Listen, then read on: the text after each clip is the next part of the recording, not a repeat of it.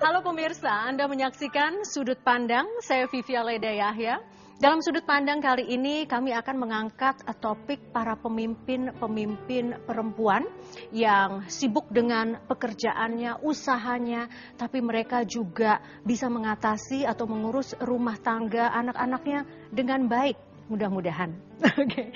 Kita akan berbagi bersama Ibu Santi Mia Sipan, seorang pengusaha kayu jati. Selamat datang Ibu di Studio Metro TV. Selamat datang Mbak Vivi, terima kasih banyak. Assalamualaikum warahmatullahi wabarakatuh. Waalaikumsalam Ibu, terima kasih. Pengusaha kayu jati, seperti apa kedengarannya? Ini adalah dunia yang didominasi oleh laki-laki. Tapi di sini Ibu dengan baju merah Ibu, dengan gincu merah Ibu, dengan perhiasannya, ada seorang wanita tangguh, seorang pengusaha kayu jati di tengah kita. Oke.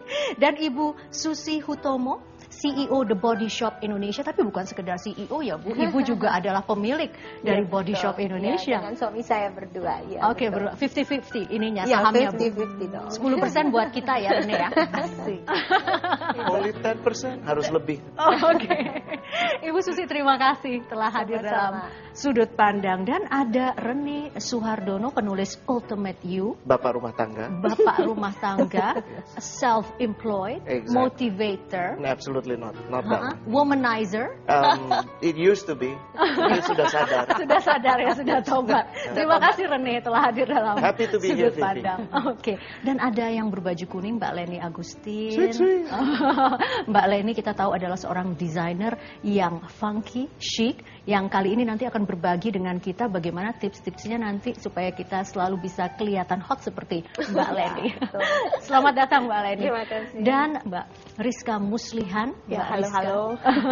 Mbak Rizka hari ini akan membahas lebih jauh mengenai buku Mbak adalah Single, Sex and Survival. Mungkin di sini survival sebagai seorang business owner dan juga sebagai seorang ibu rumah tangga. Bagaimana bisa survive menjalankan dua peran tersebut. Tapi kalau tadi kita sempat bahas ya Mbak Rizka, kalau sebagai karyawan kan kita ada jamnya. Nah, kalau misalnya ibu sebagai pengusaha, you own the business, bisnisnya milik Anda, bukankah waktunya justru enak ya, bisa atur waktu sendiri?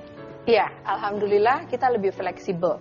Kebetulan secara bioritmik, saya tuh tiap hari mau nggak mau jam 4.30 udah bangun. Itu nomor satu, 4.30 sebagai Pagi, Bu. Pagi. Kebiasaan orang Cuma ingin Muslim. memastikan. Sholat Hebat subuh, sekali. and then start untuk mulai kerja. Jadi buat saya setiap hari adalah bekerja dan holidays. Karena sebagai pengusaha kita nggak bisa menolak siapapun yang datang opportunity dalam bentuk rezeki ya Bu Susi ya. Bagaimana bisa bekerja dan holiday sekaligus maksudnya? Jadi kalau misalnya opportunity bisa ketemu Mbak Vivi di Metro TV, bisa ketemu Mbak Susi, buat saya ini holidays. Tapi kemudian tadi pagi pun saya sudah ada kesempatan bertemu dengan investor untuk ngobrol-ngobrol mengenai kemungkinan dia visit my site in Jonggol. Itu buat saya itu kerja. Jadi kemudian hari ini juga saya sempat coaching kepada para pegawai saya, buat saya itu kerja. Jadi gimana kita mengcombine. Pagi pun saya menyempatkan membawa cucu saya yang sakit ke dokter. Jadi itu adalah kombinasi di mana semua kita lakukan tapi karena dengan syukur nikmat, semuanya lancar-lancar aja, nggak ada kendala. Kalau Ibu Susi bagaimana? Kalau Apakah saya memang ritmiknya pandangannya sama juga? Ya betul, mirip dalam arti sebagai pengusaha ada plusnya, juga ada disadvantage-nya. Plusnya tentu saja kita lebih bebas mengatur waktu. Ya, on the other hand, risk semua ditanggung kita dan kapan saja bisa muncul appointment. Jadi kita harus pintar-pintar untuk membuat prioritas. Kayaknya kalau kita nggak pintar-pintar membuat prioritas pasti stres sekali. Dan ritmik saya kebalikan sama ibu. Kebaliknya bagaimana? Ya, orang yang ikut saya di Twitter tahu deh, saya tuh jam 2 masih Twitteran. Oh, oke. Ya, udah Mari dicatat kita mulai ya tadi. follow. Mari kita mulai. Baik. saya Tapi lebih jauh mengenai siapa Ibu Santi Mia Sipan dan Ibu Susi Hutomo, kita saksikan tayangan berikut. Sudah cukup banyak perempuan Indonesia yang berprestasi di bidang kerjanya. Walaupun masih ada yang memandang sebelah mata, namun hadirnya para eksekutif perempuan ini merupakan bukti bahwa kaum Hawa bisa menempati berbagai posisi puncak.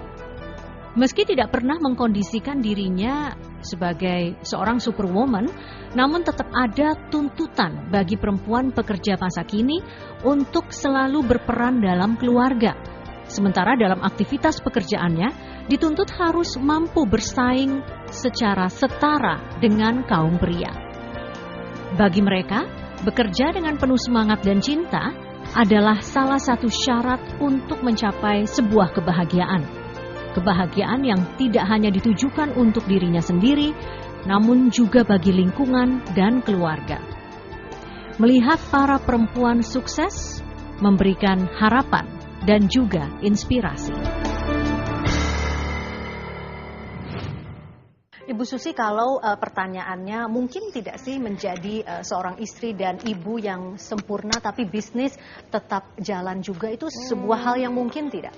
Rasanya kita berbahaya ya kalau ingin menjadi sempurna. Itu sangat berbahaya karena kita membiarkan hal yang eksternal untuk mendefinisi diri kita sendiri. So, for me, kita jalankan karena kita penuh passion. Ya. Karena kita sukai pekerjaan ini dan kita cinta dengan keluarga, kita juga cinta dengan suami. Dan terus terang nggak mungkin segala ini bisa terjadi kalau suaminya tidak kooperatif. Terus terang suami saya itu luar biasa kooperatif dan dia sangat baik.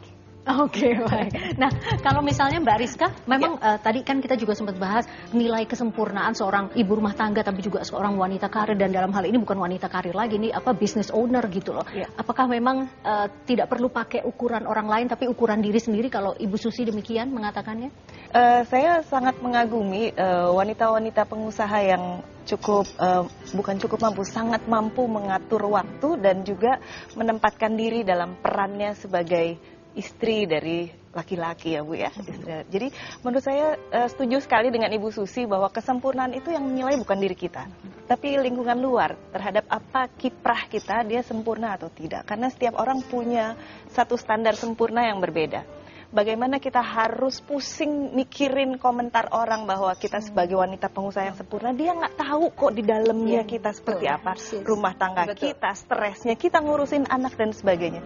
Jadi biarkanlah passion semua yang akan bisa menyetir kemampuan kita untuk bisa menjalankan satu peran sebagai pengusaha wanita dan wanita pengusaha dan juga satu lagi sisinya sebagai peran sebagai ibu dan istri. Kalau Ibu Santi, pernah tidak sih dikomentari bahwa aduh ini ibu terlalu banyak bekerja di luar, ngurusin usahanya, anak-anak terlantar, begitu tidak terurus gitu loh. Pernah nggak dalam perjalanan hidup ibu sampai sekarang mencapai puncaknya begitu loh, mendapat komentar seperti itu? Alhamdulillah enggak, karena gini, saya mungkin nggak ada yang berani ya. Alhamdulillah saya Good point. Good point. Kebetulan saya putri bungsu, jadi kakak-kakak saya meskipun alhamdulillah saya sekarang udah jadi pengusaha, tetap merasa berhak untuk negur saya. Jadi dari kecil saya selalu udah diarahkan oleh orang tua untuk selalu memikirkan bagaimana melakukan segala sesuatu dengan pantas. Kemudian setelah berusaha seperti sekarang, saya banyak melakukan delegasi-delegasi, termasuk ke putra saya sendiri. Kemudian saya lebih banyak melakukan bisnis dari rumah, Mbak Vivi. Jadi meskipun ada kantor secara permanen di Senayan, tapi juga kebanyakan dikomandoi dari Sleepy, di mana saya tetap bisa ngontrol masakan, masih tetap bisa belanja ke pasar. Masih ke pasar, Ibu? Very much, sangat. Masih saya nawar. suka. Masih bisa nawar, tapi juga saya sangat menyukai ke pasar. Karena pada saat ke pasar kita bertemu dengan perempuan sederhana, tapi mereka tawanya sangat tulus dan renyah. Kita sudah dikasih begitu banyak otorisasi sama yang maha kuasa, kenapa masih komplain? Jadi saya ke pasar tuh justru untuk refreshing my mind and my soul.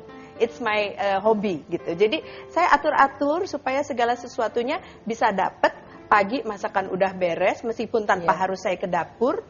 Kemudian rumah tetap bersih, anak-anak tetap sekolah, kuliah dan sebagainya. Semua everything has to be done properly. Pemirsa, sudah begitu banyak diberikan dalam kehidupan kita, banyak keistimewaan, banyak rahmat begitu. Kenapa masih suka komplain? Lebih jauh kita akan bahas dalam Sudut Pandang.